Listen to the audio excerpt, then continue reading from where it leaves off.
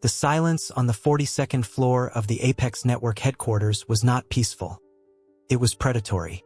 It was the kind of silence that swallowed sound, engineered by acoustic panels hidden within walls of brushed steel and tempered glass, designed to intimidate anyone who wasn't earning the network at least 7 figures a year.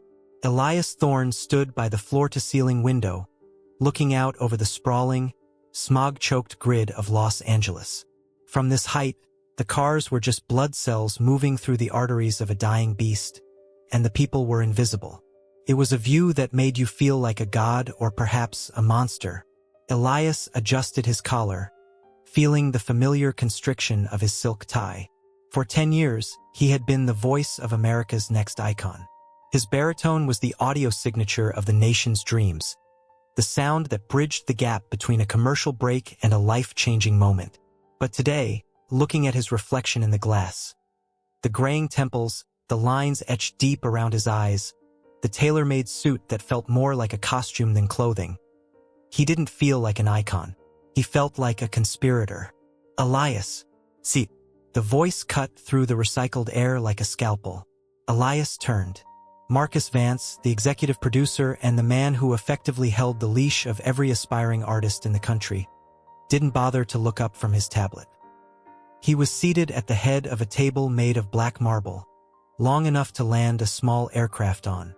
The conference room was frigid, kept at a temperature that discouraged loitering and kept the mind sharp, or perhaps just froze the conscience. Elias walked to the chair opposite Marcus. The leather creaked as he sat, a sound that seemed violently loud in the sterile room. On the marble surface between them lay a single, thin folder. It wasn't digital. Marcus preferred paper for the things he didn't want leaving a digital footprint. The folder was matte black, unlabeled, ominous in its simplicity. "I assume you've seen the overnight numbers," Marcus said, finally sliding the tablet aside. His eyes were pale blue, devoid of warmth, the eyes of a shark that had long ago forgotten the sensation of sleep. He didn't wait for an answer. "Retention is down 3% in the second quarter hour. The demographic breakdown shows a bleed in the 18 to 24 bracket. They're switching to streaming. They're bored, Elias. And when they're bored, advertisers get nervous. And when advertisers get nervous, I don't get my bonus, and you don't get to maintain that lovely vineyard in Napa. The talent this year is the best we've had in a decade," Elias replied, his voice steady, though his hands rested flat on the table to hide a slight tremor. "Maya's performance last night, the rendition of I Have Nothing, it was transcendent, Marcus. I saw the camera operators wiping their eyes. You can't manufacture that kind of emotion. That's what keeps people watching. Real human connection." Marcus let out a short, dry sound that might have been a laugh if it had any humor in it. He reached out and tapped the black folder. "Open it." Elias hesitated. The air conditioning hummed, a low-frequency drone that seemed to vibrate in his teeth. He opened the folder. Inside was a single sheet of heavy, cream-colored cardstock.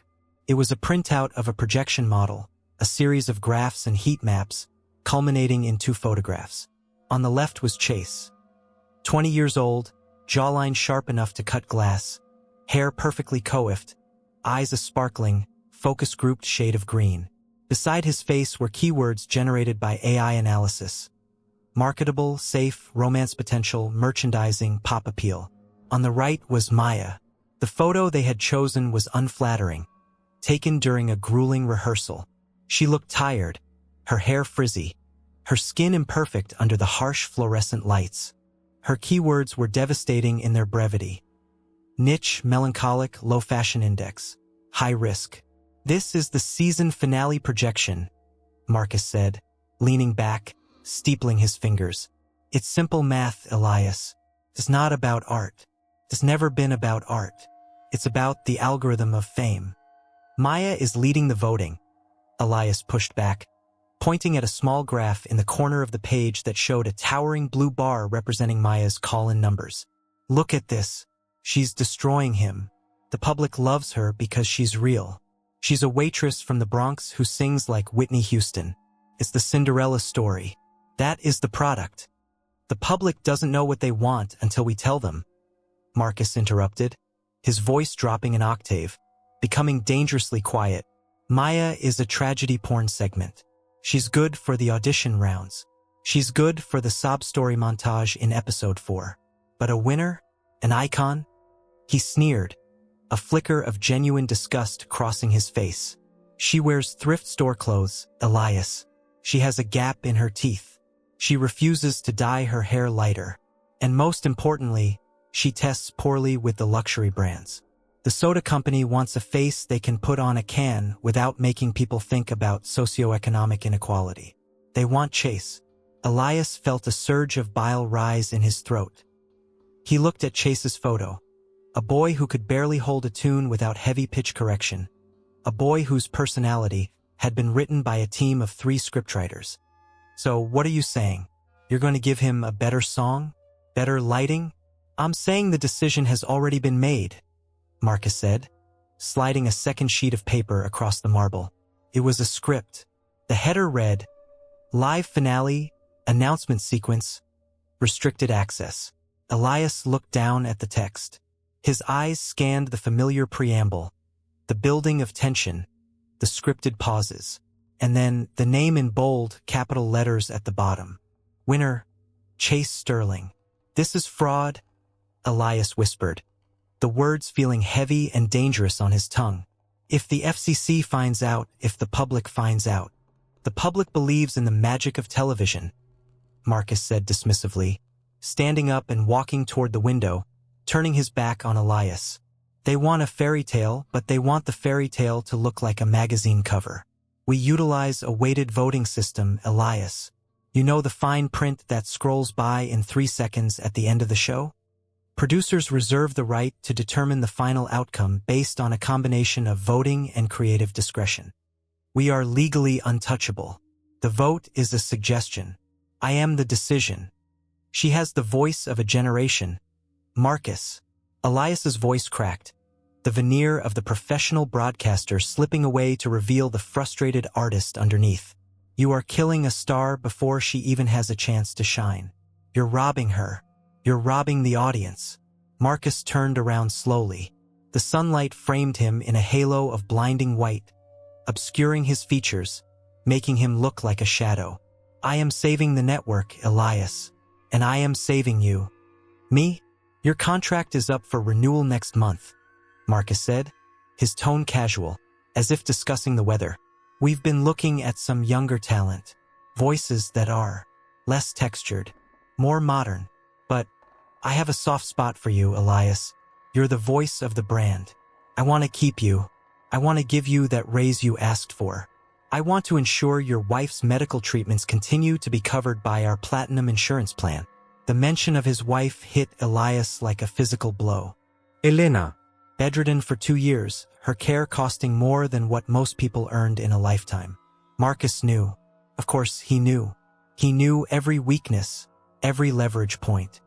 You execute the script, Marcus continued, walking back to the table and leaning down, his face inches from Elias's. You go out there on Saturday night, you smile, you pause for dramatic effect, and you read the name Chase Sterling. You do that and you're safe. You resist. And well, it's a cold world out there for a 60-year-old voiceover artist with a reputation for being difficult. Elias stared at the script. The letters seemed to swim before his eyes. Chase Sterling. It wasn't just a name. It was a lie packaged as a dream. He thought of Maya, backstage yesterday, holding her rosary beads, her hands rough from years of scrubbing tables, her eyes burning with a desperate, holy hope. She believed in the system. She believed that if she just sang loud enough, pure enough, the world would have to listen. She didn't know that the world was controlled by men like Marcus, men who viewed art as a variable in a spreadsheet. I need to hear you say it, Marcus said, his voice hard. I need to know we are on the same page. Elias swallowed the dryness in his throat. He felt small. He felt bought. He reached out and closed the black folder, hiding Maya's face, hiding the truth. I'll read the script, Elias said, his voice hollow, a ghost of the booming baritone that commanded millions. Good? Marcus smiled, a tightening of the lips that didn't reach his eyes. Be a professional, Elias. That's all we ask. It's just a TV show. Don't make it a tragedy. Elias stood up. His legs felt heavy, as if gravity had increased in the room. He picked up the folder, intending to leave, but Marcus placed a hand on it. "Leave the data," Marcus said softly. "You take the script. The reality stays here." Elias released the folder. He took the script, rolled it up in his fist, and walked toward the heavy oak doors. The walk felt endless. The sound of his own footsteps on the polished concrete floor echoed like a gavel striking a sounding block. He exited the conference room, bypassing the nervous assistants and the junior executives who were all scrambling to justify their existence. He walked straight to the elevator, pressed the button for the lobby, and waited. When the doors opened, he stepped into the mirrored box. As the elevator plummeted 42 floors down, Elias looked at himself again. He saw a man who had just sold his soul for health insurance and a paycheck. But as the numbers on the display ticked down, 30, 29, 28, a different feeling began to curdle in his stomach. It wasn't just shame. It was anger, a hot, searing rage that started in his chest and spread to his fingertips. He remembered the old sound engineer, Jenkins, who had been fired months ago. Jenkins had been paranoid, always talking about backdoors and shadow servers. At the time, Elias had thought he was crazy. Now, he realized Jenkins was the only sane person in the building. The elevator dinged at the lobby. Elias stepped out into the chaotic noise of the atrium. He didn't head for the exit. Instead, he turned left, toward the security turnstiles that led to the technical basement, the bowels of the beast, where the servers hummed and the truth was buried under layers of encryption. He wasn't going home. Not yet. He had a script in his hand, but for the first time in 10 years, Elias Thorne had no intention of following it. He was going to find the ghost in the machine, even if he had to burn the whole building down to do it. The elevator ride down to the subbasement felt less like a descent and more like a burial. The smooth, mirrored walls of the lift, which had reflected a man of status and power on the way up to the 42nd floor, now seemed to distort Elias's reflection, stretching his face into a mask of anxiety. He watched the digital floor numbers tick backward, past the lobby, past the parking garage levels, down into the negative integers that housed the building's organs. -1, -2, -3. The air grew heavier, the recycled floral scent of the executive suites replaced by the sterile, metallic odor of ozone and chilled air. When the doors finally slid open, they didn't reveal a plush carpet or a smiling receptionist, but a long, concrete corridor bathed in the harsh, buzzing glow of industrial fluorescent tubes. Elias stepped out. The silence here was different. It wasn't the predatory silence of the boardroom. It was the mechanical silence of machines working in the dark. He checked his watch, a gold Rolex given to him by the network for his 5-year anniversary. Felt heavy on his wrist, a golden shackle. It was 7:45 p.m. The night shift security patrol would do their rounds at 8. He had 15 minutes, maybe 20 if the guards stopped for coffee, to destroy his career and save his soul. He walked down the corridor, his expensive Italian leather shoes clicking too loudly on the polished concrete. He tried to walk on the balls of his feet, feeling ridiculous, like a spy in a bad movie. He was 60 years old. He should be at home, pouring a glass of Merlot, reading a book to Elena. Instead, he was sweating through his dress shirt, clutching a security badge that might not even work. He reached a heavy steel door marked Server Farm 3, Restricted Access, Authorized Personnel Only. This was it. The place Jenkins had told him about. Jenkins, the brilliant, disheveled audio engineer who had disappeared from the payroll 6 months ago. They said he had moved on to other opportunities. But Elias knew better. Jenkins had been drinking heavily one night after a taping, rambling about ghost faders and algorithm overrides. Elias had listened, half amused, half pitying, thinking it was just the ranting of a burnt-out techie. Now, standing in front of the keypad, Elias realized Jenkins had been the canary in the coal mine. Elias pulled his ID lanyard from his pocket. His hand shook. If Marcus had already flagged him, If the conversation upstairs had triggered a security lockout, this door would remain shut, and an alarm would sound. He would be escorted out, humiliated, his pension dissolved. He took a breath that tasted of dust and electricity, and pressed the plastic card against the reader. Beep. A small light turned green. The heavy magnetic lock disengaged with a solid, satisfying thunk. Elias let out a breath he didn't know he was holding and pushed the door open. A blast of frigid air hit him instantly. The server room was kept at a constant 60 degrees to protect the hardware, but to Elias it felt like walking into a meat locker. The room was cavernous, a vast cathedral of technology. Row upon row of black server racks stretched into the darkness, blinking with thousands of tiny blue and green LED lights like a dystopian city scene from an airplane window. The sound was overwhelming. A constant, high-pitched drone of cooling fans and spinning hard drives, a white noise that drowned out the pounding of his own heart. He moved into the aisles. He felt small here, insignificant. Up on the stage, under the spotlight, he was a giant. Here, he was just biological matter in a world of silicon. He needed to find the administrative terminal. Jenkins had said it was in the back, near the dedicated fiber lines, a secluded workstation where the real work happened away from the prying eyes of the standard IT guys. He navigated the maze of blinking towers. Wires ran along the ceiling in thick bundles, colored yellow and blue, looking like the veins of the building. Finally, in the far corner, nestled behind a cage of backup power units, he found it. A simple desk, cluttered with old coffee cups that had somehow escaped the cleaning crew, and 3 monitors dark and dormant.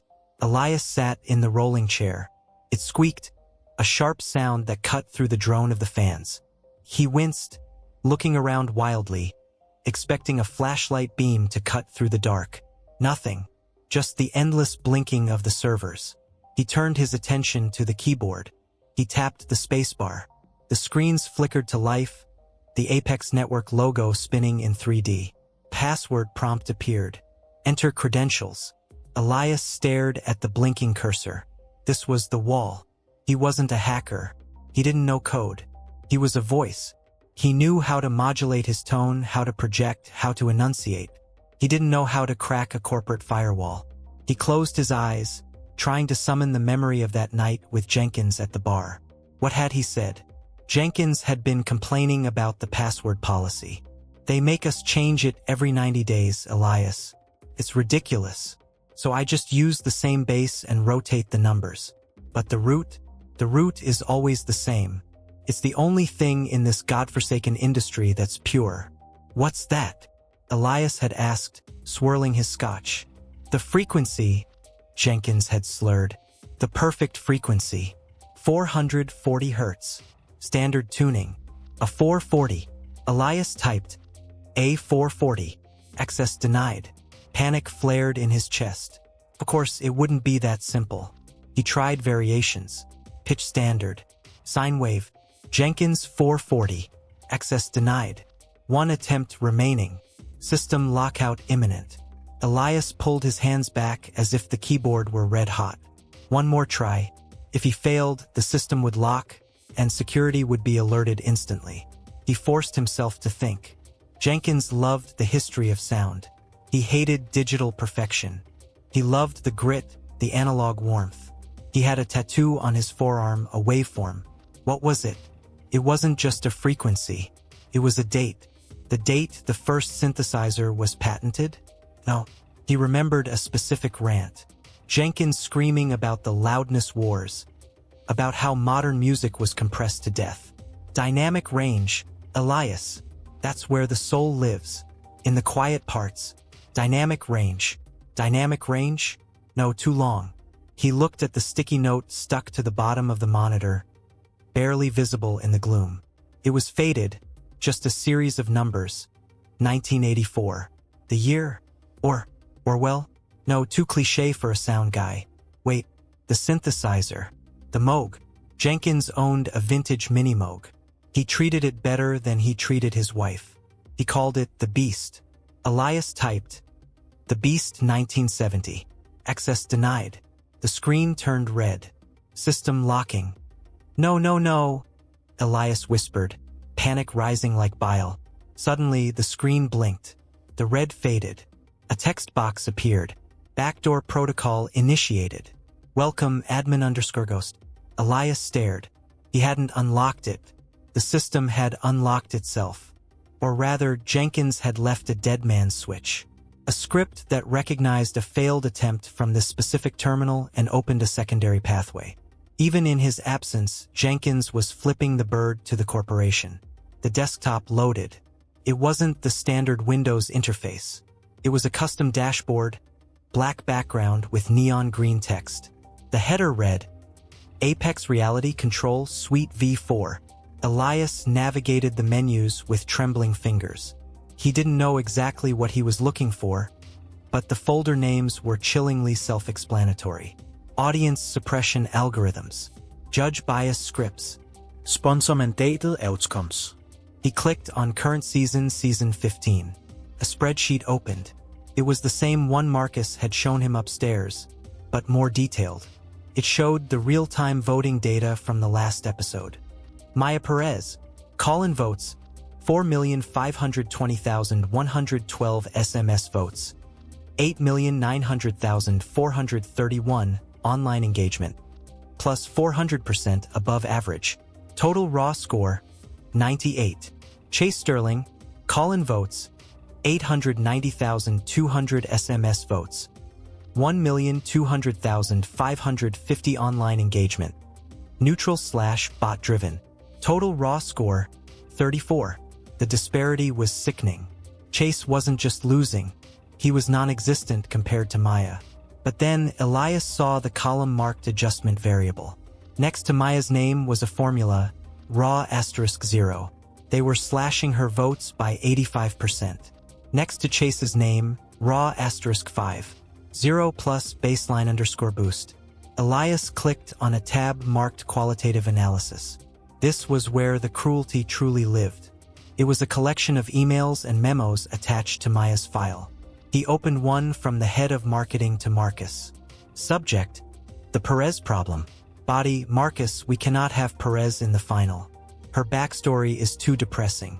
Struggling waitress supporting sick mother, doesn't sell energy drinks. We need young, fun, sexy. Also, her vocal range is intimidating to the target demo. She makes them feel untalented. We need relatable mediocrity. Kill her momentum in the ballad round. If she survives, use the override protocol. Relatable mediocrity, Elias whispered. That was the motto of the network. That was what he had been selling for 10 years. He closed the file and went to the root directory. He needed to prove this wasn't an isolated incident. He found a folder named Archive. He opened Season 10. That was the year a young country singer named Toby had won. Everyone loved Toby. He was the golden boy. Elias opened Toby's file.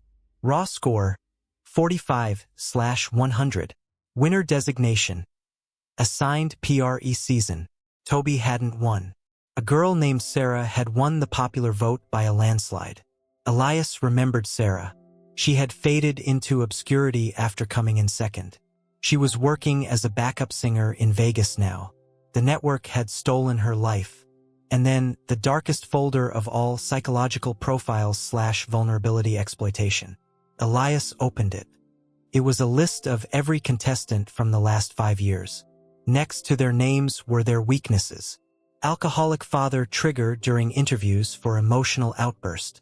Body image issues, wardrobe to provide ill-fitting clothes to induce anxiety.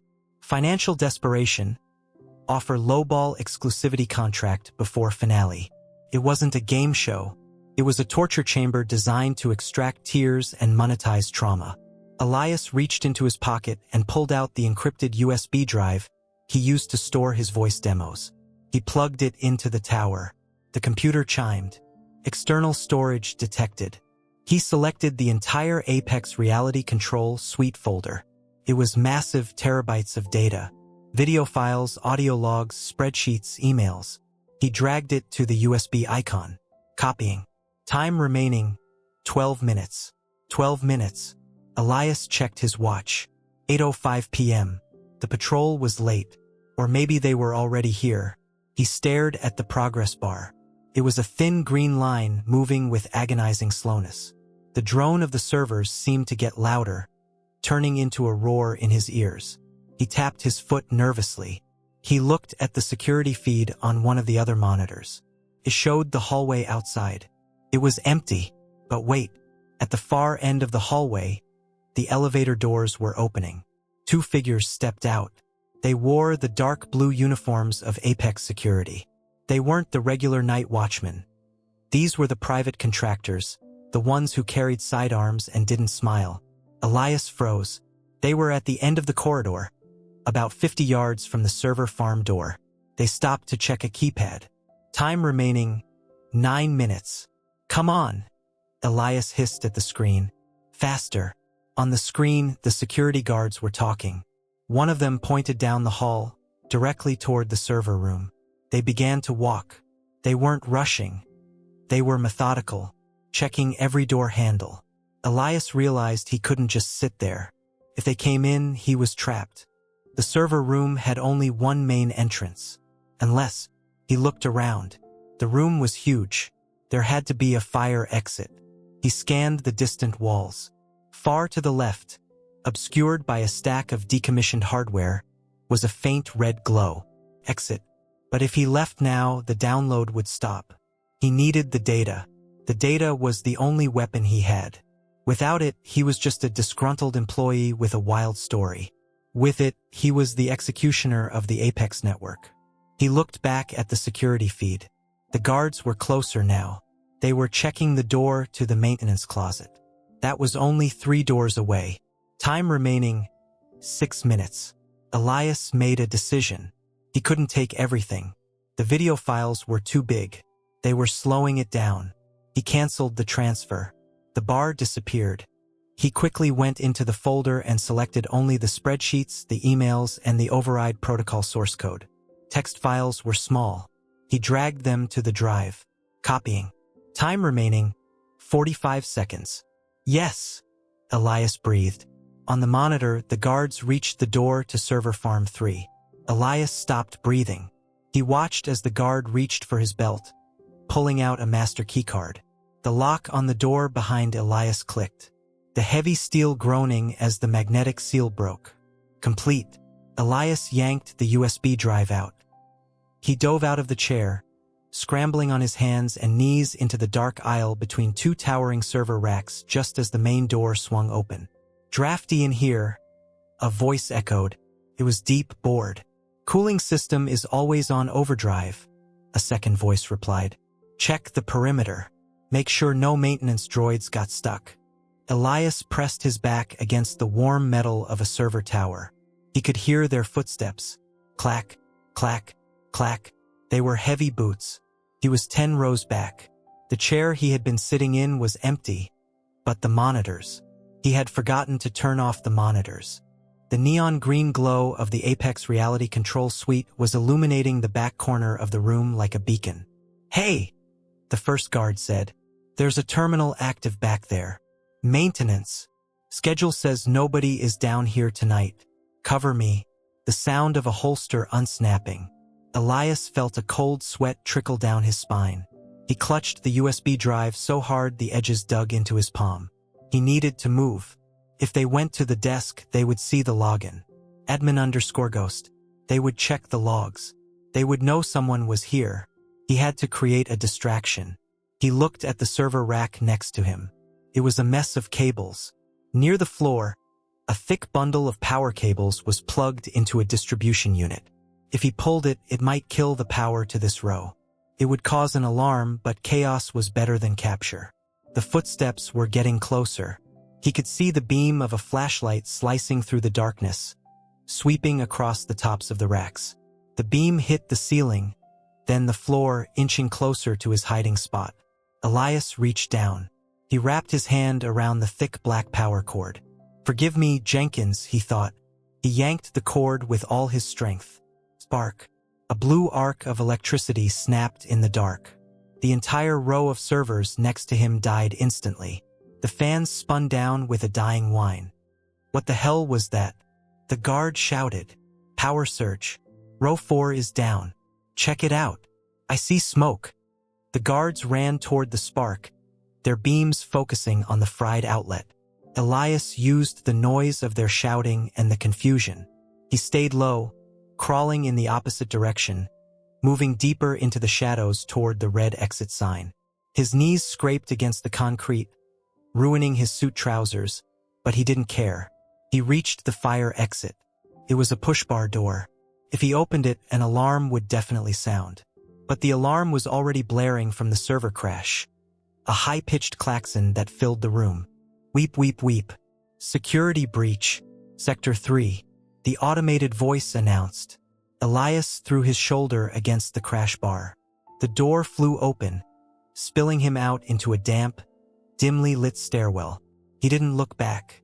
He scrambled to his feet and began to run up the stairs, taking them 2 at a time. His lungs burned. His heart felt like it was going to explode. He wasn't an athlete. He was a narrator. But tonight he was running for his life. He could hear the heavy door below slamming shut, and then the muffled shouting of the guards realizing the intruder had gone into the stairwell. He's in the north stairs. Cut him off at the loading dock. Elias stopped on the landing of the first floor. The loading dock? No, that would be swarming with cameras. He looked up. The stairs went all the way to the roof. 42 floors. Impossible. He looked at the door to the lobby level. Locked from this side. He was trapped in the stairwell. Below him, boots were thundering up the concrete steps. Above him, nothing but a vertical marathon he couldn't win. Then he saw it. À service chute. A small, waist-high metal door labeled laundry/uniform disposal. It led to the laundry carts in the sub-basement of the adjacent hotel, which shared the underground complex with the Apex Tower. It was a desperate, filthy, undignified option. Elias Thorne, the voice of America, didn't hesitate. He opened the chute. The smell of dirty linen and bleach wafted up. He shoved the USB drive deep into his sock. He climbed into the dark metal tunnel, pulled his legs in, and let go. He slid into the darkness, leaving the polished world of lies behind, plummeting toward a dirty, uncertain, but honest future. The landing was not graceful. It was a bone-jarring collision of expensive wool against industrial canvas. A chaotic tumble into a mountain of soiled linens that smelled of bleach, stale sweat, and the damp, cloying scent of hotel detergent. Elias hit the bottom of the laundry chute with a force that knocked the wind out of him, his body folding awkwardly into a pile of towels. For a long moment, he simply lay there, gasping for air in the darkness, his lungs burning and his heart hammering against his ribs like a trapped bird. The darkness was absolute, save for a thin sliver of light cutting through the gap in the metal door above him, and the soundscape was a rhythmic, mechanical thrumming, the heartbeat of the hotel's massive washing machines churning somewhere nearby. He tried to move his left leg and hissed in pain. His ankle throbbed, a sharp, hot line of agony shooting up his shin. He wasn't 20 anymore. He wasn't even 40. He was a 60-year-old man in a bespoke suit that cost more than a Honda Civic, currently buried in the dirty laundry of the Ritz-Carlton's basement. Elias pushed a heavy, damp duvet off his face and scrambled to sit up. His hands touched something wet and sticky, spilled wine on a tablecloth or perhaps sauce.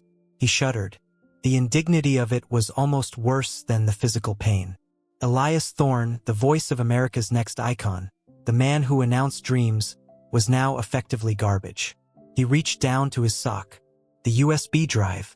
It was still there, a hard, angular lump against his ankle bone. The pain in his leg seemed to recede slightly at the touch of the plastic. It was the most valuable thing he owned now. It was his life insurance or his death warrant. He rolled out of the cart, landing on the cold concrete floor with a grunt. He needed to move. The security guards in the Apex Tower would figure out the chute eventually. It wouldn't take a genius to trace the trajectory of a fleeing man who had vanished into a wall. He checked his watch. The crystal was cracked, a spiderweb fracture obscuring the time, but the second hand was still sweeping. He had minutes, maybe seconds. Elias limped toward the double doors at the end of the sorting room. He caught his reflection in the polished steel of a drying machine. He looked deranged. His tie was gone, ripped off somewhere in the slide. His shirt was torn at the shoulder, stained with grease and red wine. His hair, usually a silver coiffure of perfect waves, stood up in wild tufts. He didn't look like a TV star. He looked like a vagrant who had mugged a banker. He pushed through the doors into a service corridor. The air here was hot and humid, thick with the smell of steam. A trolley rattled past him, pushed by a weary-looking woman in a blue uniform who didn't even glance up from her phone. In the bowels of a luxury hotel, strange sights were common. A disheveled man in a suit was just another Tuesday night disaster.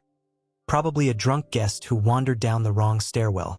"Excuse me," a voice called out from behind him. Elias froze. His hand went instinctively to his pocket, though he had no weapon, nothing but a silver fountain pen. He turned slowly, keeping his head down, letting his hair fall over his eyes. A man in a chef's coat was standing by a walk-in freezer, wiping his hands on a towel. "Service elevator is that way, pal," the chef said, pointing a thumb over his shoulder, clearly assuming Elias was a lost, intoxicated patron. "Lobby is on G. Don't puke in the lift, all right?" Elias nodded, muting his voice. He couldn't speak. One word, one syllable of that famous baritone, and the chef would know. Everyone knew the voice. It was more recognizable than his face. He offered a jagged, apologetic wave and limped toward the elevator. The ride up was agonizing. The elevator was mirrored on all sides, forcing him to confront his ruin from every angle. He used the time to try and fix the unfixable. He tucked the torn shirt into his trousers, smoothed his hair down with spit, and buttoned his jacket to hide the stains. It was a futile effort. He looked exactly like what he was, a man on the run. When the doors opened on the ground floor, the noise of the lobby hit him like a physical wave. The Ritz-Carlton lobby was a cathedral of gold leaf and marble, buzzing with the low murmur of wealthy conversations, the clinking of crystal glasses, and the soft piano jazz drifting from the lounge. It was a world he belonged to, a world he had mastered, but now it felt like a minefield. He kept his head down, adopting the gait of the inebriated. A stumble, a sway. It was the best camouflage. People looked away from drunks. They didn't scrutinize them. They didn't want to make eye contact with messy impropriety. He navigated the expanse of the lobby floor, weaving between potted palms and velvet armchairs. "Wait, is that?" The whisper came from a group of tourists near the concierge desk. Elias's blood ran cold. He didn't stop. He focused on the revolving doors 50 feet away. They looked like the gates of heaven. "It looks like him," another voice said, louder this time. "The guy from Icon. No way, look at him. He's a wreck. I'm telling you, it's Elias Thorne." Footsteps clicked on the marble behind him. Rapid, Yager footsteps. The nightmare scenario. A fan. A selfie. A tag on Instagram that would alert Marcus's security team to his exact coordinates within seconds. "Mr. Thorne?" A hand touched his shoulder. Elias stopped. The revolving doors were 20 feet away. He could run, but with his ankle he wouldn't make it. He had to play this perfectly.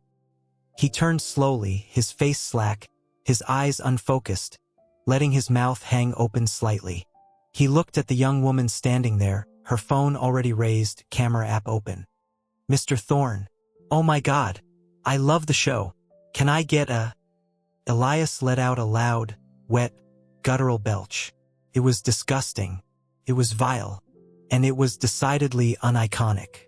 He swayed heavily, nearly knocking the phone out of her hand, and mumbled in a high-pitched, slurred rasp that sounded nothing like his broadcast voice. "Where's the bathroom? I gotta. The woman recoiled, her nose wrinkling in disgust. The excitement on her face vanished, replaced by pity and revulsion. Never mind." She stepped back, shielding her phone as if his condition were contagious. "It's not him, Sarah. Just some old drunk look-alike. Thorne has class. Yeah, let's go." They walked away. Elias didn't wait to see them leave. He stumbled toward the revolving door, pushed through the glass, and spilled out into the cool Los Angeles night.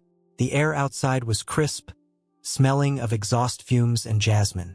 He turned right immediately, moving away from the bright lights of the hotel entrance, seeking the shadows of the side streets. He needed distance. The apex tower loomed behind him, a black monolith piercing the sky, its logo glowing red at the summit like the eye of Sauron. He felt its gaze on his back. He walked for blocks, ignoring the pain in his ankle which had settled into a dull, grinding throb. He couldn't take a taxi yet. Taxis had cameras. Rideshares were tracked. He needed to be anonymous. He found a bus stop bench occupied by a sleeping figure under a pile of newspapers and sat on the far edge. He waited for a city bus, any bus heading east. When the Line 720 bus hissed to a halt, Elias boarded. He paid with a crumpled $20 bill he found in his pocket, waving away the change from the surprised driver. He moved to the back, sitting in the corner seat, pulling his jacket collar up to his ears. The bus was mostly empty. A tired nurse, two teenagers sharing headphones, a man muttering to himself. No one looked at him.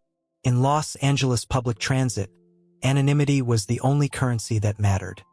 He rode for 40 minutes, watching the city shift from the polished steel of downtown to the strip malls and stucco apartments of Koreatown, and finally to the grittier, shadowed streets of Echo Park. This was where Jenkins lived, or used to live. Jenkins. The man had been a genius audio engineer, a wizard who could isolate a whisper in a hurricane. He had also been a paranoid conspiracy theorist who believed the internet was a surveillance state. Elias prayed that paranoia meant Jenkins hadn't changed his address. He got off at Sunset Boulevard and walked up a steep hill lined with failing streetlights.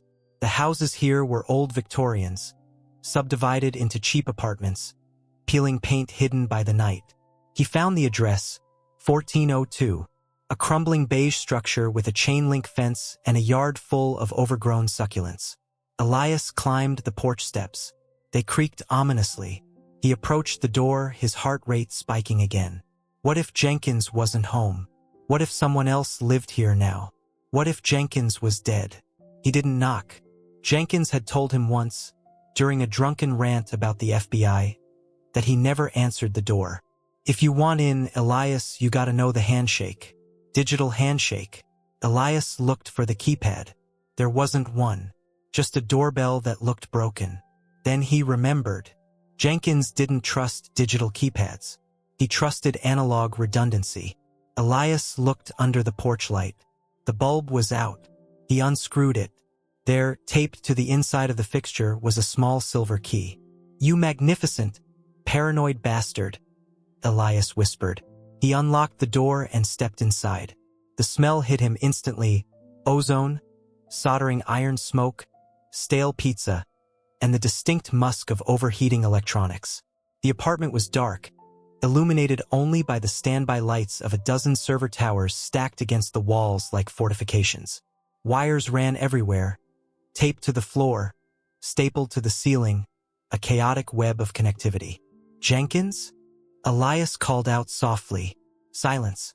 He moved deeper into the room. The living room had no furniture, just desks.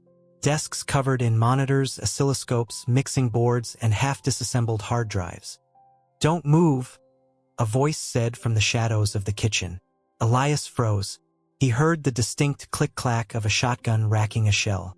"Jenkins, it's me. Elias." "Elias?" The voice cracked. "You sound like you gargled gravel. Step into the light."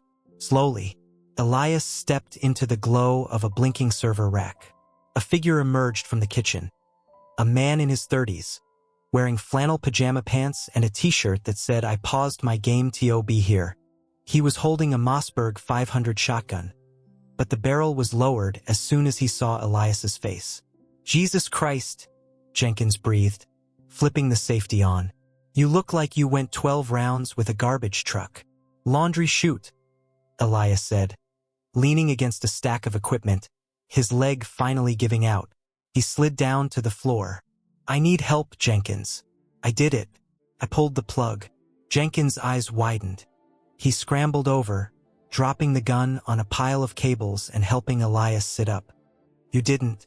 Tell me you didn't trigger the override protocol." "I didn't trigger it," Elias gritted his teeth as he straightened his leg. I stole it. He reached into his sock and pulled out the USB drive. It was warm from his body heat. He held it out, his hand trembling. Jenkins stared at the drive as if it were a holy relic. He took it reverently. The source code? The raw voting data? Everything, Elias said.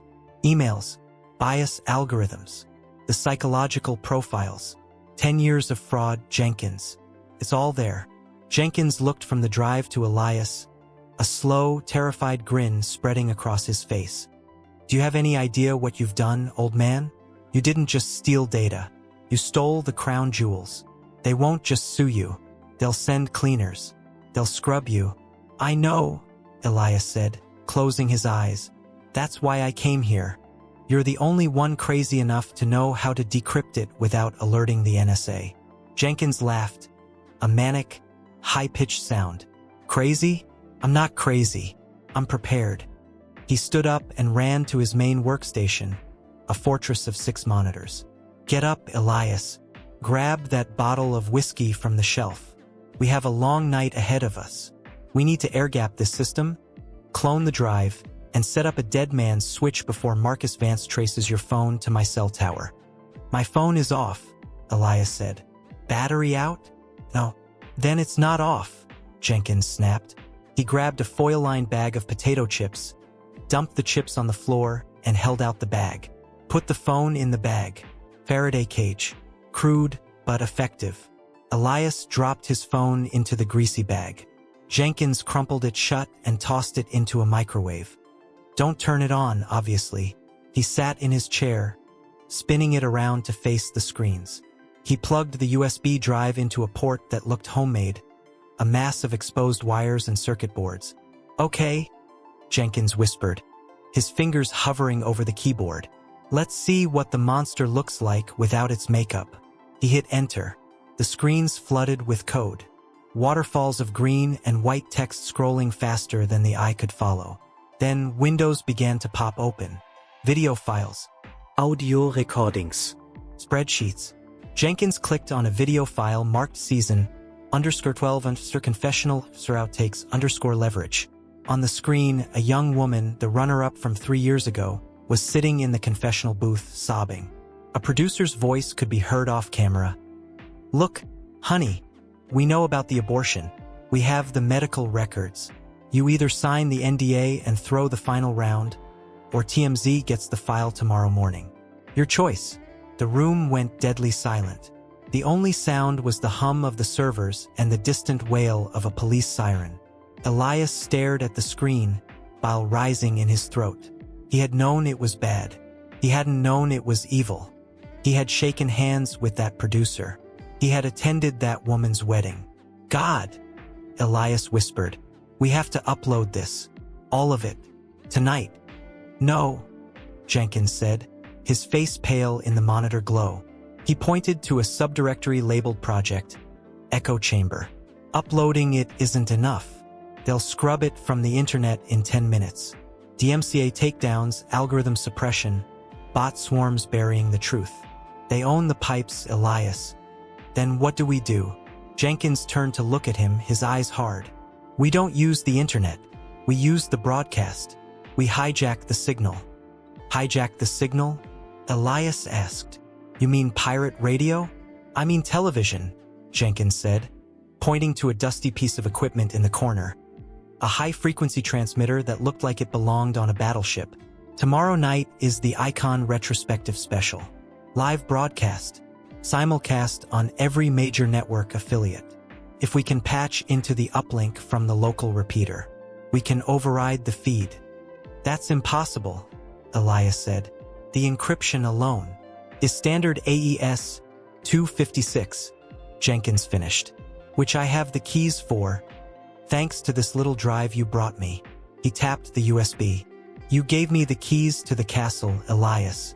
Now the question is, are you ready to burn the castle down while we're still inside it? Elias looked at the screen, at the tear-streaked face of the girl who had been blackmailed. He looked at his ruined suit.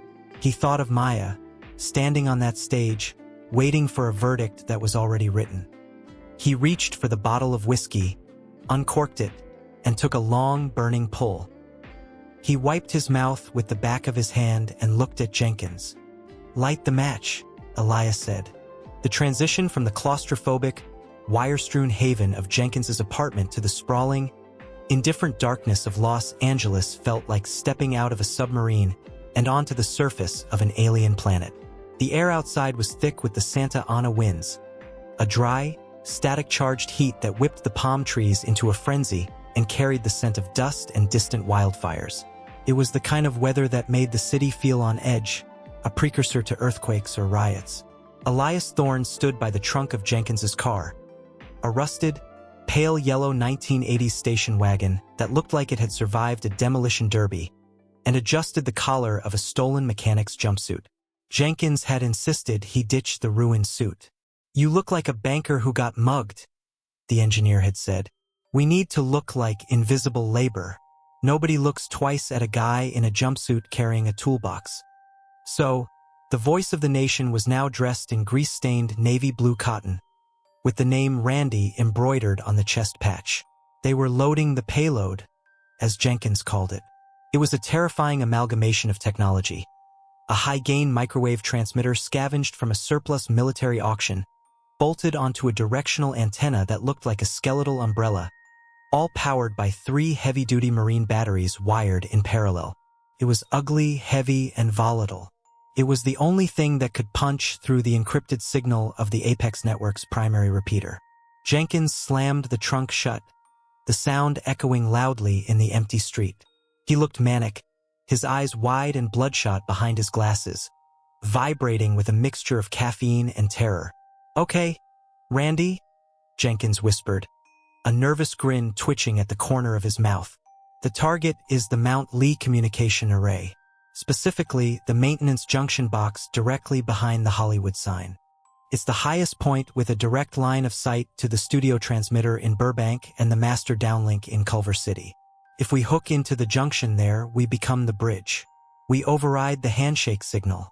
Elias nodded, though the technical jargon washed over him. He understood the geography, the Hollywood sign. It was poetic, in a dark, twisted way. They were going to dismantle the lie of the industry from the very symbol that sold it to the world. He climbed into the passenger seat, wincing as his injured ankle protested the movement. The car smelled of old fast food and copper wire. Jenkins keyed the ignition, and the engine sputtered to life with a cough that sounded like a dying lung. They rolled out, keeping the headlights off until they hit the main road. The city was a grid of amber sodium lights and red taillights, a vascular system of traffic that never truly stopped. As they merged onto Sunset Boulevard, Elias felt a strange dissociation. For decades, he had been driven down these streets in limousines, separated from the world by tinted glass. Now, looking out through a cracked windshield, he felt exposed. Every police cruiser that idled at a red light felt like a predator waiting to pounce. He gripped the door handle, his knuckles white. "Relax," Jenkins murmured, though his own hands were gripping the steering wheel so hard the leather was creaking. "We're just 2 maintenance guys working the graveyard shift. We're invisible." But they weren't invisible. The Apex Corporation had private security contractors that rivaled the LAPD in funding and aggression. Elias knew because he had seen the budget reports. They had automated license plate readers, drone surveillance, and a directive to protect the network's assets at all costs. And right now, Elias Thorne was a rogue asset. They turned north, heading up into the hills. The houses grew larger, the gates taller, the hedges more perfectly manicured. This was the citadel of the elite, the very people who profited from the rigged game Elias was about to expose. The road began to wind, snake-like, climbing higher above the smog layer. The city lights below turned into a shimmering carpet of diamonds, beautiful and deceptive. "We can't drive all the way to the gate," Jenkins said, cutting the headlights as they turned onto a fire road near Griffith Park. "Sensors. We have to hike the last mile. The Mulholland Trail." He pulled the car into a patch of overgrown scrub brush, hiding it behind a cluster of eucalyptus trees. The silence that followed the engine cutting out was absolute, broken only by the chirping of crickets and the distant hum of the freeway miles below. Elias stepped out. The wind-up here was stronger, colder. He opened the trunk and hoisted one of the marine batteries. It weighed 50 pounds. His shoulder screamed, his ankle throbbed, but he gritted his teeth. Jenkins grabbed the transmitter rig, strapping it to his back like a grotesque backpack. "If we get caught," Jenkins whispered, adjusting the straps. "Don't say anything. I'll claim I kidnapped you. I have a history of mental instability. They might buy it. You can claim duress." Elias looked at the younger man, seeing the genuine fear and the fierce loyalty in his eyes. "No," Elias said, his voice finding that deep, resonant timbre that had commanded millions. "We are in this together. I am done reading scripts written by other men." They began the climb. The trail was steep, a ribbon of dirt and loose gravel carved into the side of the mountain. The darkness was profound, the moon obscured by a drifting layer of marine fog that was rolling in from the ocean. They moved in silence, the only sound the crunch of their boots and their labored breathing. Elias focused on the rhythm of his pain. Step, wince, breathe. Step, wince, breathe. It was a penance. For every talented kid he had sent home broken, for every lie he had sold as truth, he took another step up the mountain. They had been hiking for 20 minutes when Jenkins suddenly stopped, dropping to a crouch. "Down!" he hissed, grabbing Elias's arm and dragging him into the dry brush. Elias fell heavily, the battery digging into his ribs, dust filling his mouth. "What is it?" he whispered. "Shoo, look up." 10 o'clock. Elias looked. Against the faint ambient glow of the city sky, a silhouette was moving. It wasn't a bird. It was sleek, angular, and emitting a low, menacing buzz like a swarm of angry hornets. A drone. It wasn't a hobbyist toy. It was a commercial-grade security drone, equipped with thermal imaging. It was sweeping the hillside, its underbelly glowing with a faint red indicator light. "Apex Patrol," Jenkins mouthed. "They must have increased the perimeter sweeps after the breach at the tower." The drone hovered, rotating slowly. Its camera was scanning the trail they had just walked. If they had been standing there, their heat signatures would have lit up like flares. Elias pressed his face into the dirt, holding his breath. He could feel the vibration of the rotors in his chest. The drone moved closer, the buzzing growing louder, an oppressive, mechanical sound. Paused directly above their hiding spot. A beam of white light snapped on, cutting through the brush, searching. The light swept over the rock just inches from Elias's boot. He didn't flinch. He thought of Maya. He thought of the way she had looked at him when he handed her the fake results. That memory gave him the strength to be a stone. The light lingered for an agonizing 10 seconds, then snapped off. The drone tilted forward and zipped away, continuing its patrol toward the observatory. "Clear," Jenkins exhaled, his voice trembling. "Move, now, before it loops back." They scrambled up, the adrenaline masking the pain. They moved faster now, driven by the tangible presence of the enemy. The trail leveled out, and there it was, looming out of the darkness like the ruins of a fallen civilization.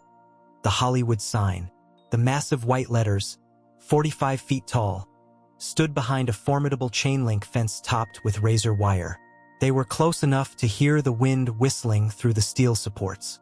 "Round the back," Jenkins directed. "There's a blind spot in the sensor grid near the letter H. I mapped it out on Google Earth."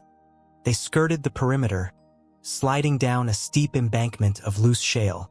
Elias lost his footing, sliding 10 feet and scraping his hands raw, but he scrambled back up without a word. They reached the base of the letter H. The fence here was slightly rusted.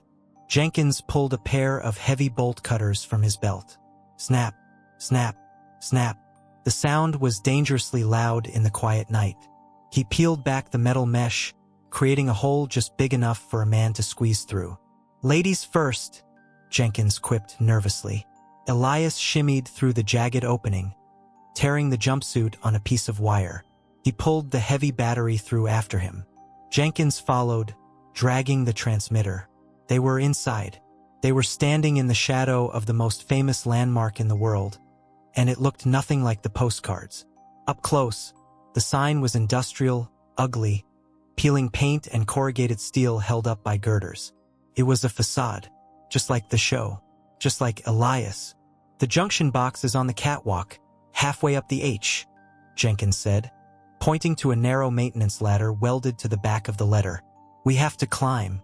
Elias looked up. The ladder was vertical, exposed to the wind. I can't climb that with the battery, he said. I'll haul it up, Jenkins said. You carry the cables. Go. Elias began the ascent. The rungs were cold and slick with condensation. The wind buffeted him, trying to peel him off the structure. He didn't look down. He looked only at the rusted metal in front of his face. He reached the catwalk, a narrow metal grating that vibrated in the wind. He collapsed onto it, his chest heaving. Jenkins followed, groaning with exertion as he hauled the heavy batteries up on a rope, hand over hand. When the gear was finally on the platform, they didn't have time to rest. They could see the lights of Burbank Studios in the distance, a glowing city-state within the city. Okay, it's 7:55 p.m., Jenkins said, checking his watch. The retrospective special starts at 8 o'clock. The retrospective is live. That means the carrier signal is active. We have 5 minutes to hijack the feed. Jenkins opened the junction box. It was a mess of fiber optic cables and coaxial inputs. He began to work with the speed of a surgeon, stripping wires, clamping the parasite leads onto the main trunk line. Hold this, he ordered, handing Elias a thick black cable. Don't let it touch the casing or you'll ground the signal and fry us both. Elias held the cable steady, his hands shaking not from fear, but from exhaustion. He watched Jenkins work. The kid was a genius. He was rewriting the flow of information in real time, splicing their truth into the corporate lie. We need power, Jenkins said. Hook up the batteries. Elias connected the leads. The microwave transmitter hummed to life, a low-frequency vibration that Elias could feel in his teeth. A green light blinked on the console. Target locked, Jenkins whispered. We are synced with the Burbank Tower. We are riding the carrier wave. As soon as I hit this switch, the network feed cuts out, and our signal replaces it. Jenkins pulled a laptop from his backpack and set it on the grating. He opened the file, the override protocol, the raw footage, the spreadsheets, the evidence. He connected a microphone, a simple handheld dynamic mic, to the setup. He handed it to Elias. Here, Jenkins said. You're the host. Elias took the microphone, felt familiar in his hand, a weapon he knew how to use. But then, the reality of the moment crashed down on him. Jenkins, he said softly, once we do this, there is no going back. They will triangulate this signal in under 3 minutes. The police will be at the bottom of the hill in 5. We aren't walking down from this. Jenkins looked out at the city lights. He took a deep breath of the cold air. I spent my whole life hiding in server rooms, Elias, watching them ruin people. I'm tired of being a ghost. I'd rather be a convict with a clear conscience. He looked at Elias. What about you? You ready to burn your legacy? My legacy is a lie, Elias said, gripping the mic. Let's write a new one. 1 minute to air, Jenkins said, his fingers hovering over the execute key. On the laptop screen, they could see the live feed of the Apex network. The pre-show countdown was running. A montage of Chase Sterling's best moments was playing, set to soaring, inspirational music. It was sickeningly polished. 30 seconds. The wind howled through the steel girders of the H, a mournful, lonely sound. Elias cleared his throat. He closed his eyes for a second, summoning the voice. Not the polished, fake voice of the TV host, but the real voice. The voice of a man who had seen too much. 10 seconds, Jenkins said. 3, 2, 1, mark. Jenkins hit the key. On the laptop screen, the image of Chase Sterling fractured. Digital artifacts tore through the glossy video. The screen went black for a heartbeat. Then it flickered back to life. But it wasn't the studio. It was a grainy, low-light image of 2 men standing on a catwalk in the wind, illuminated by the harsh glow of a laptop screen. The Hollywood sign loomed in the background, a ghostly cage. "We are live," Jenkins whispered. Elias raised the microphone. He looked directly into the laptop camera, staring down the barrel of the lens, staring into millions of living rooms across America. "Good evening, America," Elias said. The wind snatched at his voice, making it raw, urgent. "Do not adjust your set. There is no technical difficulty. For the last 10 years, I have told you who your heroes are. I have told you who to love and who to vote for, but I have been lying." He paused, letting the weight of the confession hang in the air. "Tonight, the script ends. Tonight, you see the man behind the curtain. My name is Elias Thorne, and this is the verdict you were never meant to see." He signaled Jenkins. Jenkins hit the next key. The video of the rigging, the spreadsheets, the emails, the sobbing contestants. It all began to play in a window next to Elias's face. Far below them, at the base of the trail, the first sirens began to wail. Blue and red lights painted the canyon walls. The wolves were coming. But it didn't matter. The signal was out. The truth was traveling at the speed of light, and nothing could catch it. The screen did not go black. It shattered. Not physically, but the pristine, high-definition illusion of the Apex network fractured into 1,000,000 digital shards, dissolving the carefully color-graded image of Chase Sterling's winning smile into a storm of pixelated static. In millions of living rooms across America, the sudden violent disruption of the signal caused a collective jolt, a confusion that rippled from the suburbs of Ohio to the penthouses of Manhattan. For 3 seconds, there was only the hissing roar of white noise, a sound like a heavy rainstorm, before the image stabilized. It was grainy, low contrast, and shaking slightly, lit by the harsh, blue-white glow of a laptop screen and the amber wash of distant city lights. It was a feed that felt illicit, dangerous, and impossibly raw. And then, the voice cut through the static. Not the polished, compressed audio of a studio microphone, but a voice buffeted by the wind, breathless and urgent. "Good evening, America. Do not adjust your set." In the master control room of the Apex network in Burbank, the silence that followed those words was terrified and absolute. 30 technicians sat frozen at their consoles, their faces bathed in the red emergency lighting that had triggered automatically when the carrier wave was hijacked. Standing on the elevated platform overlooking the floor, Marcus Vance stared at the massive monitor wall. Every single screen, from the main broadcast feed to the affiliate monitors in Chicago and New York, showed the same image: Elias Thorne, looking like a mechanic from a nightmare, clinging to a maintenance catwalk in the dark. "What is this?" Marcus whispered, the blood draining from his face, leaving it the color of old ash. Then the shock broke, replaced by a volcanic fury. "Cut it. Cut the feed. Why is his face on my network?" We can't, sir," the technical director stammered, his fingers flying across a board that was no longer responding. "The override isn't coming from the studio. It's bypassing the internal router. It's a hardline injection at the repeater level." "Then kill the transmitter," Marcus screamed, grabbing the railing so hard his knuckles turned white. "Shut down the whole damn building if you have to. Pull the plug." "We did," the audio engineer shouted back, pointing to the main master switch which was physically thrown to the OFF position. "The studio is dark. He's not broadcasting from here. He's riding the carrier wave from an external source." On the giant screen, Elias's face loomed larger, his eyes burning with a terrifying intensity.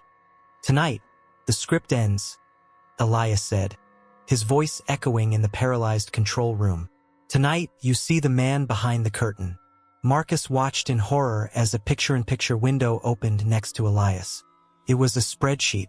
The Season 15 final projection document that Marcus had held in his hands just days ago. The red columns, the damning notes, the calculated destruction of Maya Perez's life. It was all there, broadcast in 4K resolution to 50 million people. "Oh God," Marcus breathed, stepping back, his legs hitting a chair. "He has the files." 5 miles away, in the dark, smoky corner of a dive bar in North Hollywood called the Rusted Mike, Maya Perez sat alone. She was nursing a lukewarm soda, staring at the scuffed surface of the table. Her phone had been buzzing for days with messages of pity, which she ignored. She had come here to be anonymous, to disappear into the noise of a place where nobody cared about reality TV. The bar was loud, filled with the chatter of out-of-work actors and the clatter of pool balls. Above the bar, a dusty television set was tuned to the Apex network, muted, playing the retrospective special that she had refused to watch. Suddenly, the bar went quiet. It started at the counter, a cessation of conversation that spread outward like a ripple in a pond. Then the pool game stopped. "Hey, turn it up!" someone shouted at the bartender. Maya looked up. She saw the static, and then she saw him, Elias.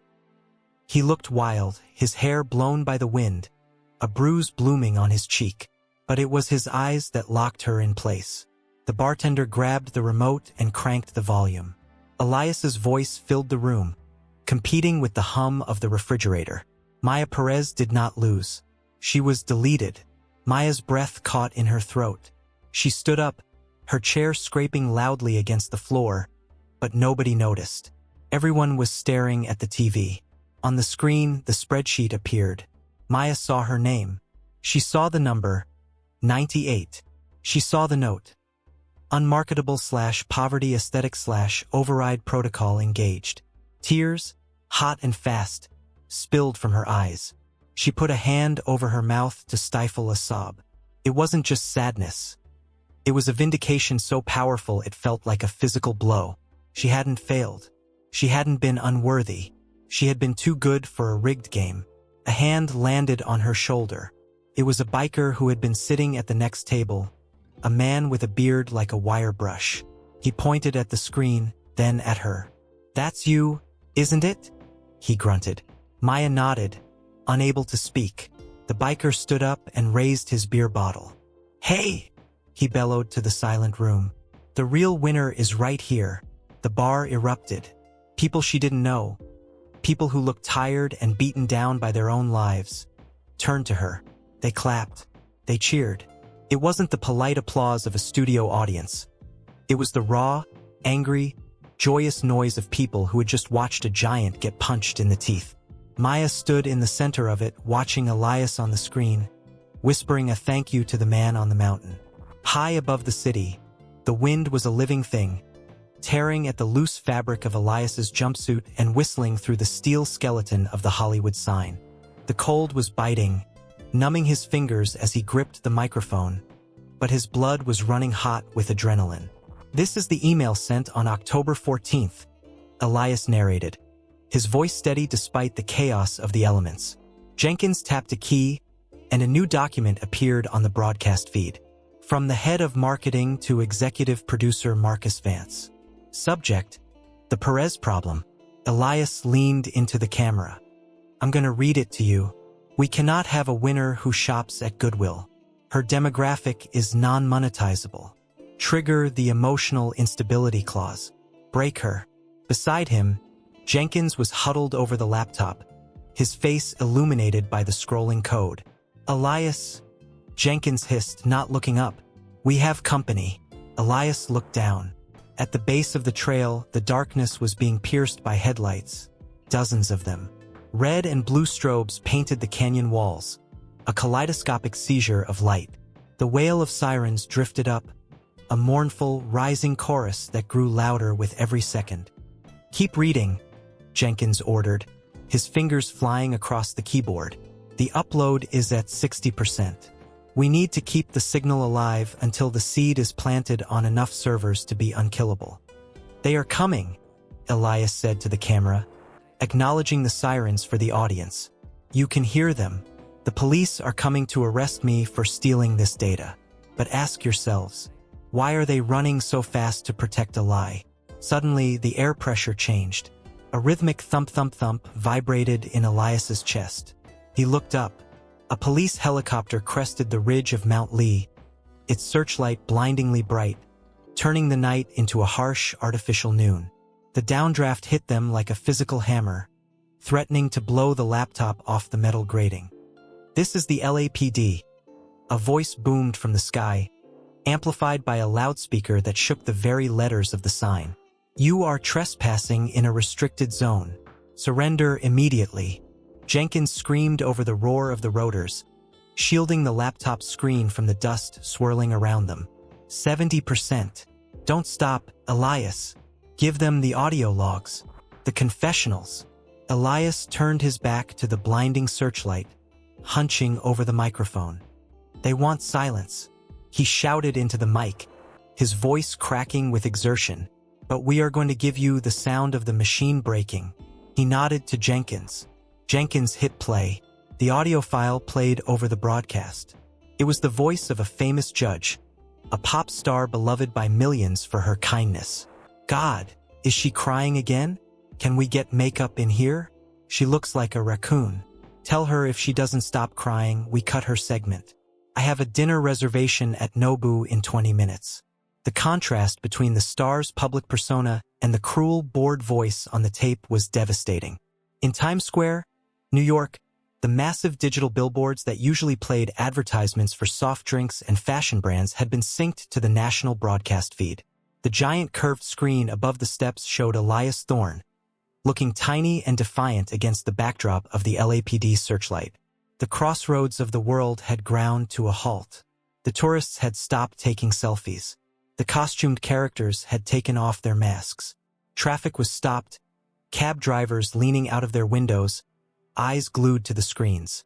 A collective gasp went through the crowd as the audio log played.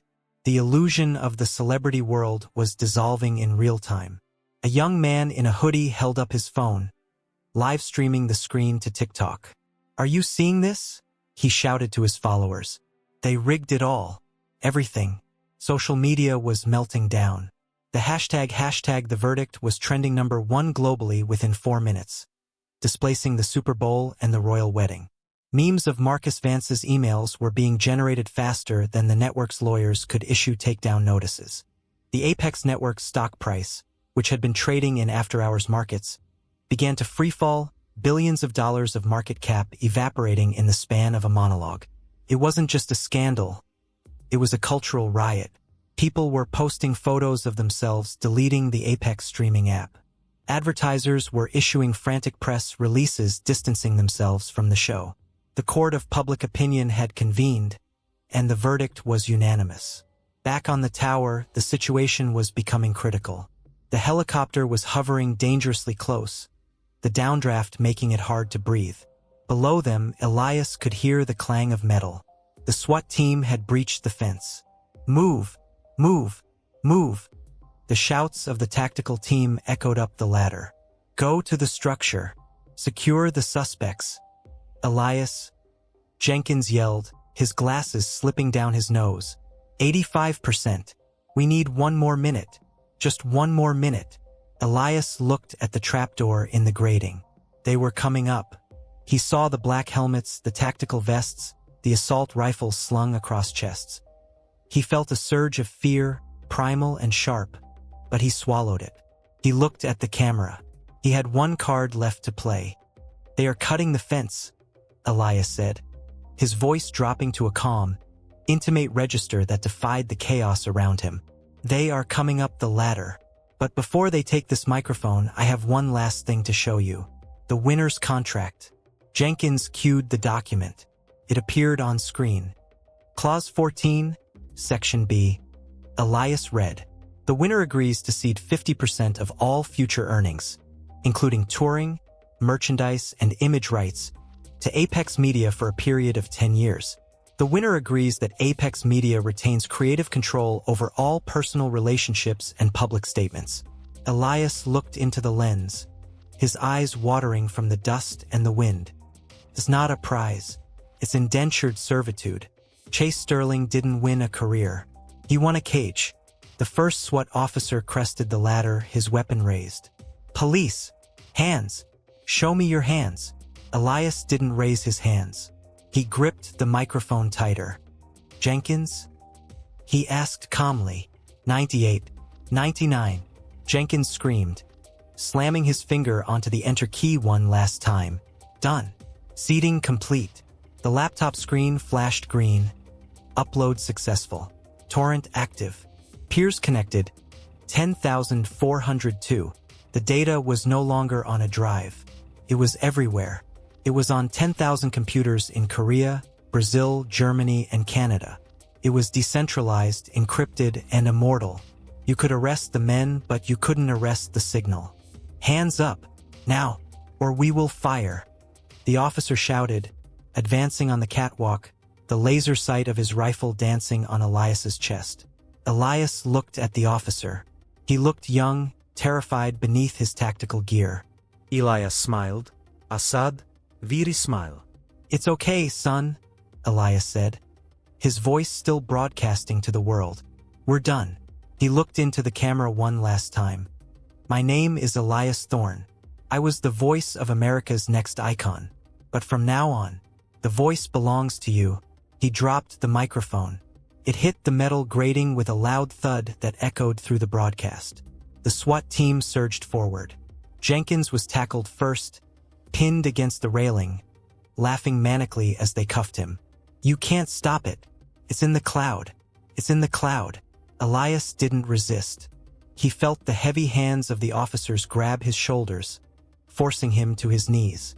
The cold steel of the handcuffs bit into his wrists. He felt the pain in his ankle flare up, blindingly white, but he didn't cry out. As they shoved his face down against the cold metal of the catwalk, Elias turned his head sideways. He could see the laptop, knocked onto its side but still running. The webcam was skewed, pointing at the night sky and the blinding searchlight of the helicopter. And then, a boot stomped on the laptop, shattering the screen. The broadcast feed cut to black. But in the living rooms, in the bars, in the control room, and in Times Square, the black screen didn't matter. The silence that followed wasn't empty. It was heavy with realization. In the dive bar, Maya Perez stood up. She wiped her face with the back of her hand. She picked up her phone. She opened her social media app, which she hadn't touched in weeks. She pressed the live button. 0 viewers, then 10, then 1,000, then 100,000 in 30 seconds. The audience from the blackout was looking for a place to land, and they found her. Maya looked at the phone, her eyes red, her face bare and beautiful in the dim light of the bar.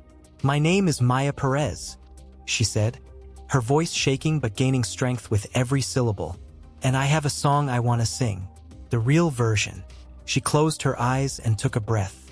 And as the police helicopters circled the Hollywood sign, dragging Elias Thorne into custody, Maya began to sing.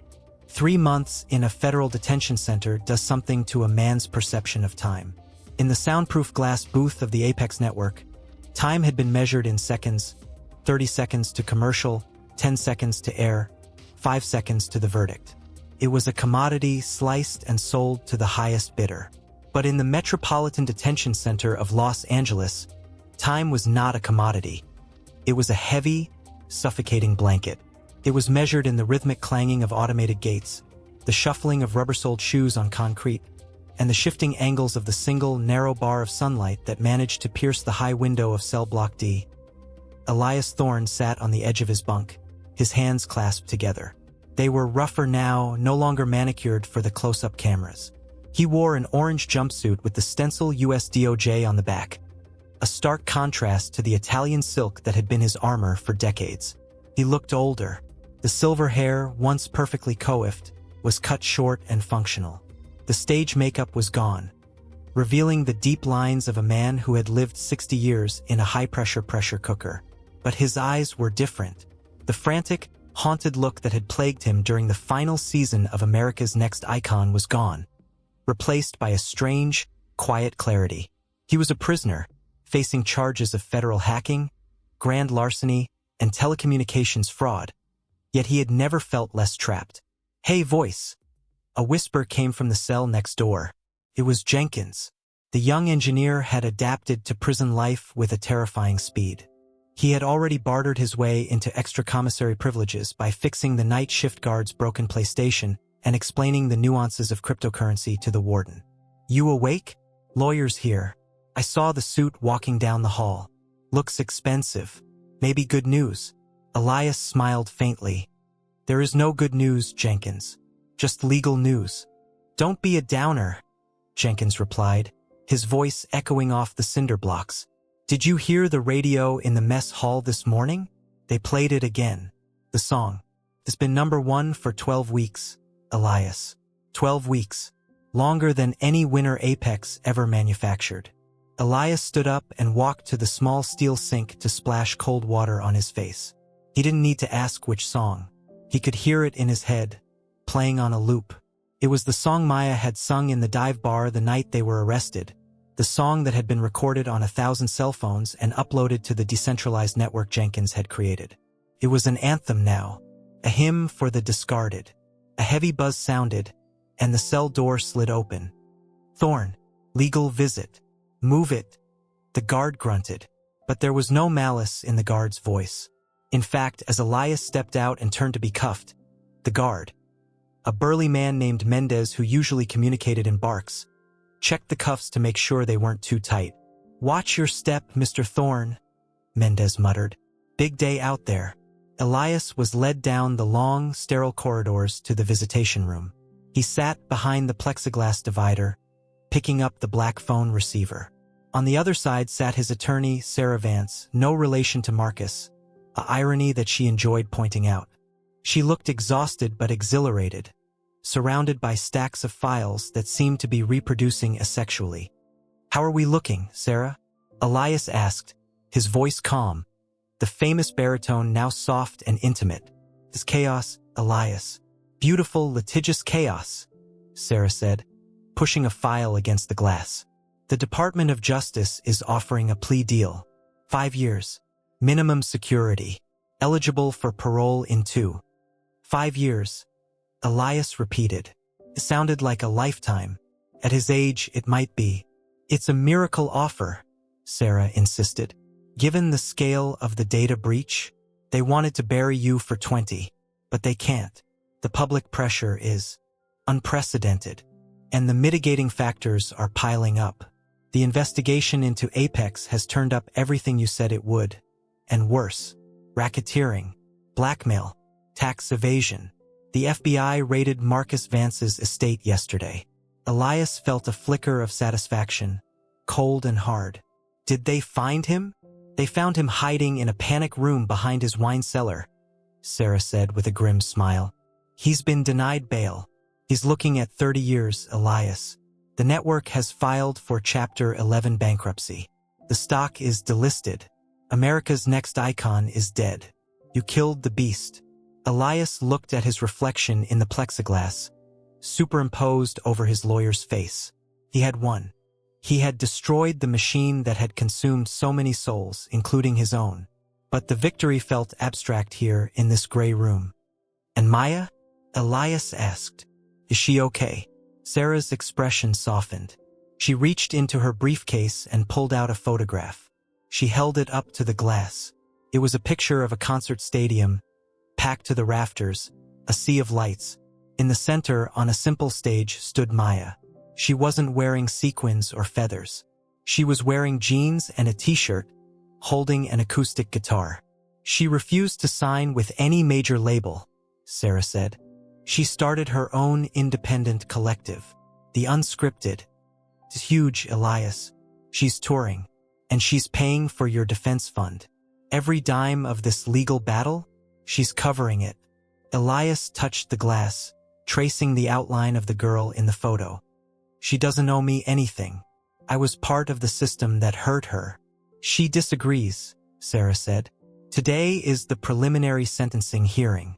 We have to transport you to the federal courthouse downtown. I have to warn you, Elias, it's going to be intense. The city is awake." The transport began an hour later. Elias and Jenkins were shackled together at the waist and ankles, shuffling in the humiliating chain gang rhythm toward the armored van in the loading dock. Jenkins was vibrating with nervous energy. 5 years isn't bad," Jenkins whispered as they were loaded into the back of the van, the steel doors slamming shut, sealing them in darkness. "I can get a degree in there, maybe write a book. How to hack Hollywood from a dumpster." "You're an optimist, Jenkins," Elias said, leaning his head against the cold metal wall of the van. "I'm a realist," Jenkins countered. "We did the right thing. That has to count for something in the cosmic ledger, right?" The van lurched forward, rumbling out of the prison gates. Usually, prisoner transport was a quiet, somber affair. But as they merged onto the highway and headed toward downtown Los Angeles, the sounds of the city began to bleed through the armored plating. Horns, sirens, but then something else. As they exited the freeway and entered the grid of streets surrounding the courthouse, the movement of the van changed. It slowed to a crawl.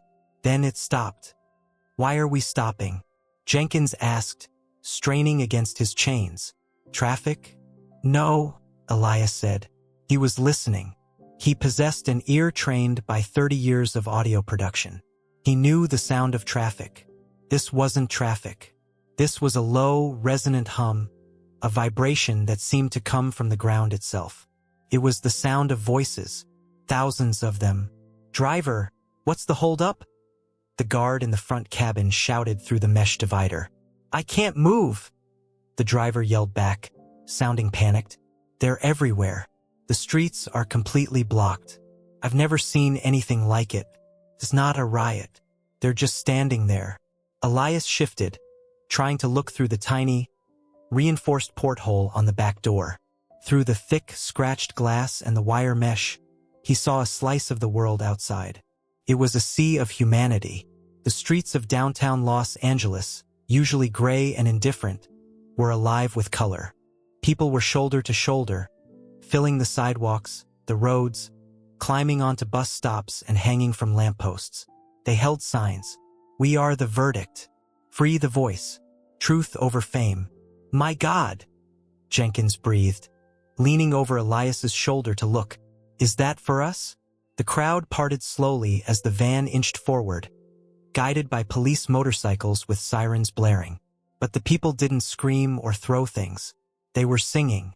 It started low, a rumble that shook the frame of the van. Then it grew, swelling into a harmonious roar that defied the soundproofing of the vehicle. They were singing Maya's song.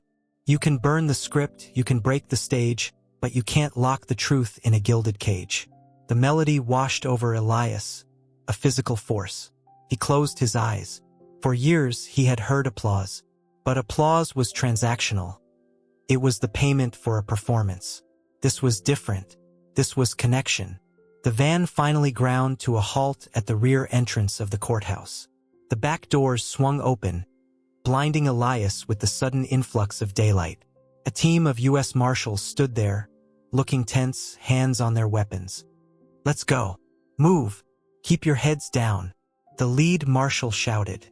Elias stepped out of the van. The noise was deafening now. The loading dock was fenced off, but the fence was lined with people. And there, standing on the elevated steps of the courthouse entrance, protected by a phalanx of private security that looked more like a royal guard, was Maya. She saw him. The distance between them was perhaps 50 yards. Elias, in his orange jumpsuit, shackled and gray. Maya, radiant in her simplicity, holding a megaphone. She didn't wave. She didn't smile for the cameras. She simply raised the megaphone to her lips. "He gave us the truth." Maya's voice amplified, cutting through the singing crowd. "He gave us back our voices. Let him hear yours." The crowd surged, a wave of sound that crested and broke over the courthouse steps. It was a moment of pure, unadulterated validation. Elias stopped walking. The marshal grabbed his arm to shove him forward, but then hesitated. Even the law enforcement officers seemed stunned by the sheer weight of the emotion in the air. Elias looked up at Maya. He saw the tears streaming down her face, tears of gratitude and strength. He saw the young man next to her, Chase Sterling, the former winner, now standing in solidarity, holding a sign that said, "I surrender the trophy." Elias straightened his back. The shame of the handcuffs, the sting of the criminal charges, the fear of the prison cell, it all evaporated. He realized then that he wasn't looking at a crowd of fans. He was looking at a jury, and they had already acquitted him. He looked at Maya and gave a small, almost imperceptible nod. A bow. The final gesture of a host handing over the stage to the true talent. Maya lowered the megaphone and placed her hand over her heart. "Move it, Thorne," the marshal said. his voice softer now, almost respectful. Elias turned and walked toward the heavy steel doors of the courthouse. He walked with a limp, his ankle still stiff from the jump down the laundry chute 3 months ago, but his head was high. As he crossed the threshold, leaving the sunlight and the singing crowd behind, the heavy doors began to close. The sound of the song was muffled, then silenced as the airtight seal engaged. The corridor was cool, quiet, and smelled of floor wax and justice. "You okay, Elias?" Jenkins asked softly as they were led toward the holding cell. Elias looked at the empty gray hallway. He thought about the 5 years ahead. The monotony, the isolation, the loss of his vineyard, his fortune, his name. But then he heard the phantom echo of the song in his ears. He felt the vibration of the ground beneath his feet. He thought of the look in Maya's eyes, a look of total, unblemished freedom. He had spent 30 years building a cage made of gold and light for others. He had finally broken it, and in doing so, he had ended up in a cage of iron and concrete. Elias smiled. It was the first genuine smile he had worn in a decade. "I'm fine, Jenkins," Elias said, his voice echoing in the quiet hall, strong and steady. "I'm better than fine." He looked at the barred window at the end of the hall, catching one last glimpse of the blue sky. "I think," Elias whispered, "I finally like the sound of my own voice." The guard opened the holding cell. Elias stepped inside, the metal door clanking shut behind him. But he didn't hear the lock turn. He only heard the music, playing on, loud and clear, in a world that would never be quiet again.